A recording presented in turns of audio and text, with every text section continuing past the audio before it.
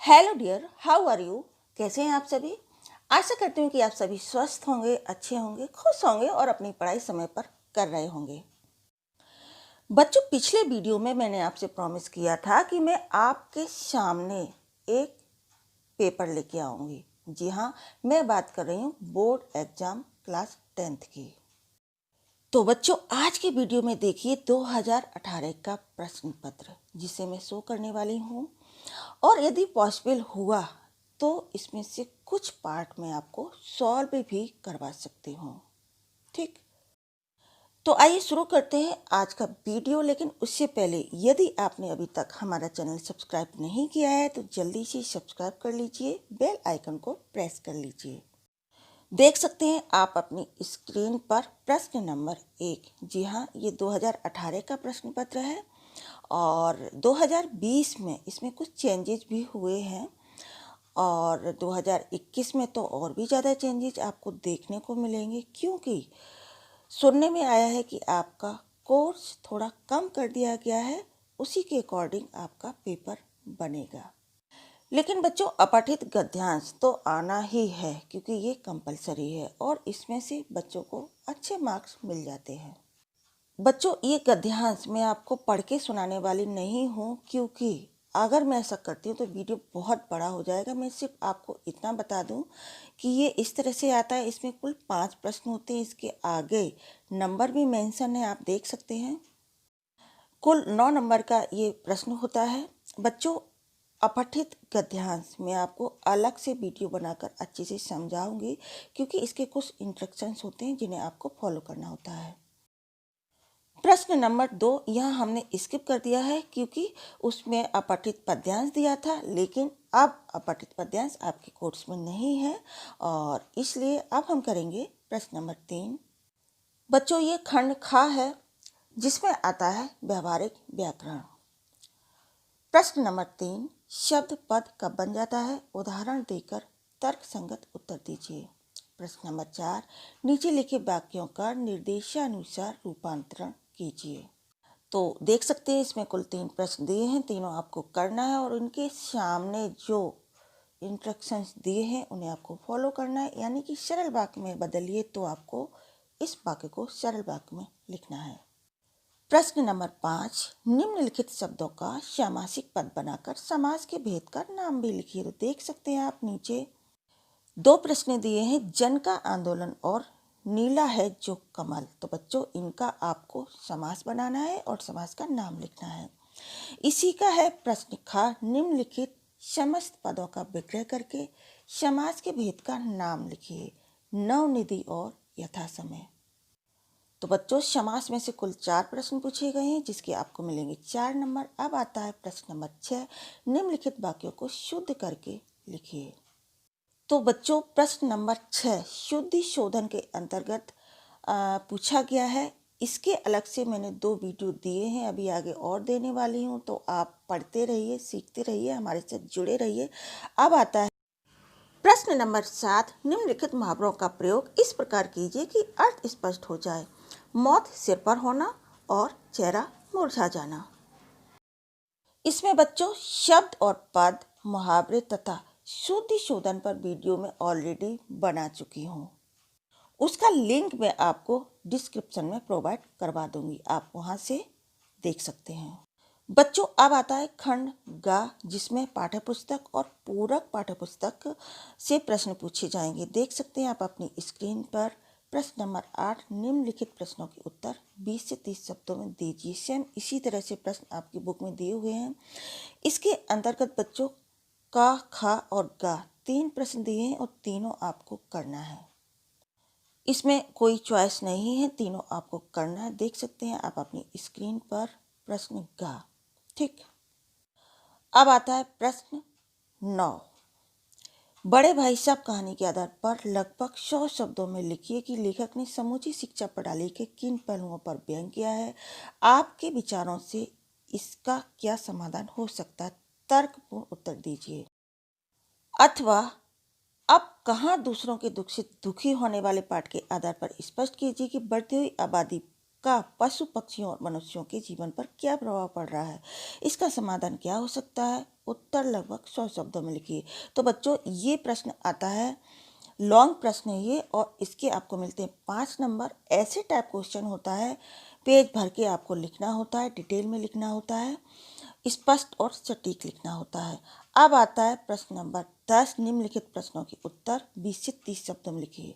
जो आपने देखा कि प्रश्न नंबर 9 में गद्य खंड के अंतर्गत जो लेसन्स हैं उनसे प्रश्न पूछे गए थे, और प्रश्न नंबर 10 में काव्य खंड के अंतर्गत आने वाले लेसन्स से प्रश्न पूछे जाएंगे। तो इसमें भी सेम उसी पैटर्न पर 3 प्रश्न दिए हैं और तीनों आपको करना है, जिसके आपको मिलेंगे 5 नंबर। अब लॉन्ग क्वेश्चन, प्रश्न नंबर 11 में कर चले हम फिदा अथवा मनुष्यता कविता का प्रतिपाद लगभग 100 शब्दों में लिखिए। प्रश्न नंबर 12, इफ्फन और टोपी शुक्ला की मित्रता भारतीय समाज के लिए किस प्रकार प्रेरक है? जीवन मूल्यों की दृष्टि से लगभग 150 शब्दों में उत्तर लिखिए। अथवा हरिहर काका कहानी के आधार पर बताइए कि एक महंत से समाज की क्या अपेक्षा होती है। उक्त कहानी में महंतों की भूमिका पर टिप्पणी कीजिए। लगभग 100 शब्दों में उत्तर दीजिए। तो बच्चों आप इसमें देख सकते हैं कि दोनों ही प्रश्न लॉन्ग क्वेश्चन हैं। ठीक है, प्रश्न नंबर 11 आपका काव्य खंड से लिया गया है, जिसमें अथवा लिखा है। 2 लेसन दिए हैं, दोनों में से आपको एक करना है। प्रश्न नंबर 12 संचयन से लिया गया है। जी हाँ, संचयन, जिसमें कुल 3 चैप्टर दिए हैं, उसमें से 2 चैप्टर इसमें पूछे गए हैं। मैं सिर्फ आपसे यही कहना चाहती हूँ कि स्पर्श, गद्य और पद्य तथा संचयन, ये आपकी बुक्स हैं जो आपके कोर्स में है। काफ़ी छोटी छोटी बुक्स हैं, लेकिन इन छोटी छोटी बुक्स में काफ़ी कुछ दिया है आपको सीखने के लिए, तो इन्हें अवॉइड नहीं करना है। इन सब पर मैंने ऑलरेडी वीडियोज बनाए हुए हैं, आप उन वीडियोज को देखिए, पढ़िए, और फिर भी अगर आपको कुछ कमी महसूस होती है तो कमेंट्स के द्वारा हमसे पूछिए, हम आपकी हर समस्या को दूर करेंगे। और यदि आपको अच्छे मार्क्स चाहिए, परसेंटेज अच्छा चाहिए, तो मेहनत तो आपको करनी पड़ेगी। अब बच्चों आता है लेखन। तो ये खंड घा के अंतर्गत लेखन पूछा जाएगा, जिसमें सबसे पहले आता है अनुच्छेद। देख सकते हैं प्रश्न नंबर 13 में कुल 3 अनुच्छेद दिए हैं। निम्नलिखित में से किसी एक विषय पर लगभग 80 से 100 शब्दों का अनुच्छेद लिखिए। तो का, खा, गा करके 3 अनुच्छेद दिए हैं। इनमें संकेत बिंदु दिए हुए हैं, जिन्हें आपको फॉलो करना है, यानी कि इन संकेत बिंदुओं को डिस्क्राइब करना है, इनके बारे में लिखना है।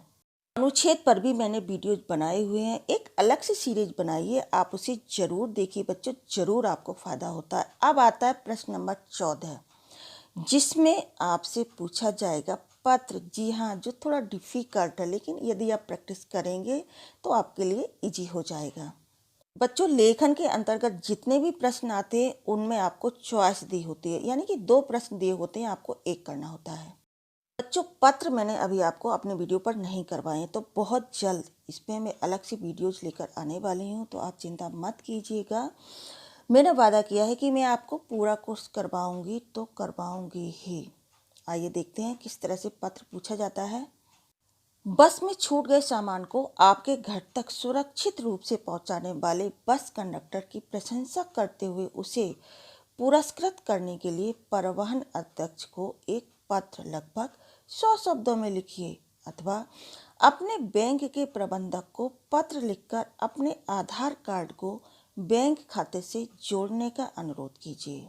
तो देखा बच्चों, है ना डिफिकल्ट, बट कोई बात नहीं, इसमें आपको प्रैक्टिस की ज़रूरत है। बच्चों अब आता है प्रश्न 15, जिसमें आप करेंगे सूचना। जी हाँ, नोटिस, जो आप इंग्लिश में भी करते होंगे।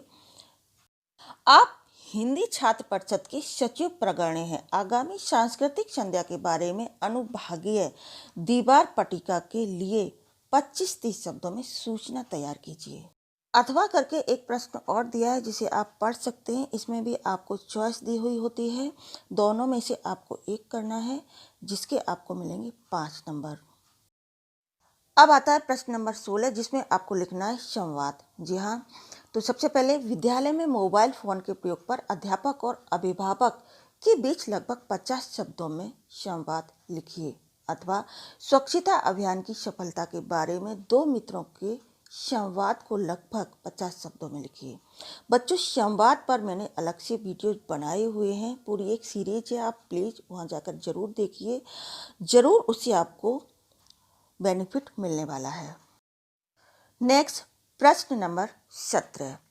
अपने विद्यालय की संस्था पहरेदार की ओर से जल का दुरुपयोग रोकने का आग्रह करते हुए लगभग 50 शब्दों में एक विज्ञापन का आलेख तैयार कीजिए, अथवा विद्यालय की कला विधि में कुछ चित्र बिक्री के लिए उपलब्ध हैं, इसके लिए एक विज्ञापन लगभग 50 शब्दों में लिखिए। बच्चों, इस प्रश्न के अंतर्गत आपको एक विज्ञापन बनाना होगा जिसमें आपकी क्रिएटिविटी देखी जाएगी, आपका लेखन देखा जाएगा, आपका राइटिंग देखा जाएगा। आई नो कि आपको विज्ञापन बनाते आता है, ज़्यादातर बच्चे इसमें इंटरेस्ट लेते हैं, लेकिन बच्चों इसमें प्रैक्टिस बहुत ज़रूरी है। बच्चों, यदि आपकी प्रैक्टिस अच्छी है तो ये प्रश्न आप सिर्फ 5 या 6 मिनट में कर सकते हैं और पूरे 5 नंबर आप ले सकते हैं। तो बच्चों, ये था 2018 का प्रश्न पत्र जो मुझे आपको शो करना था। इससे आपको थोड़ा आइडिया तो ज़रूर मिला होगा, क्योंकि होता क्या है ना कि आप लोग पहली बार बोर्ड एग्ज़ाम देने जा रहे हैं। ज़्यादातर बच्चों को एक डर रहता है कि पता नहीं कैसा प्रश्न आएगा, पता नहीं हमें क्या क्या पढ़ना है, कैसे पढ़ना है। तो ये थोड़ा सा मतलब मुझे आपको बताना था कि बच्चों, डरने की बात नहीं है, आप सिर्फ अपनी पढ़ाई पर ध्यान दीजिए। कोशिश रहेगी कि मैं प्रश्न पत्र के अकॉर्डिंग अलग अलग पार्ट पर वीडियो बनाऊं, यानी कि खंड का, खा, गा, घा, हर खंड पर 2-4 वीडियो लेकर आऊं जिससे आपकी प्रैक्टिस हो जाए। ये सब हम करेंगे जब हम पेपर की तैयारी करेंगे, लेकिन अभी तो कोर्स भी बाकी है जिसे मुझे आपको कराना है, ठीक है। तो आप इसी तरह हमसे जुड़े रहिए, हमारे चैनल को सब्सक्राइब कीजिए, वीडियोज़ को शेयर कीजिए ताकि और बच्चे इससे जुड़ सकें, पढ़ाई कर सकें। बच्चों, मैंने सोचा था कि व्यवहारिक व्याकरण के अंतर्गत छोटे छोटे प्रश्न हैं जिन्हें मैं आपको इस वीडियो में सॉल्व करवा दूंगी, लेकिन अब पॉसिबल नहीं हो पाएगा क्योंकि ऑलरेडी वीडियो 12 मिनट का हो चुका है और ज़्यादा बड़ा वीडियो होता है तो आप उसे पूरा देखते भी नहीं हैं, और इसीलिए आप हमें कमेंट्स के द्वारा बताइए कि क्या मैं इसे सॉल्व करवाऊँ।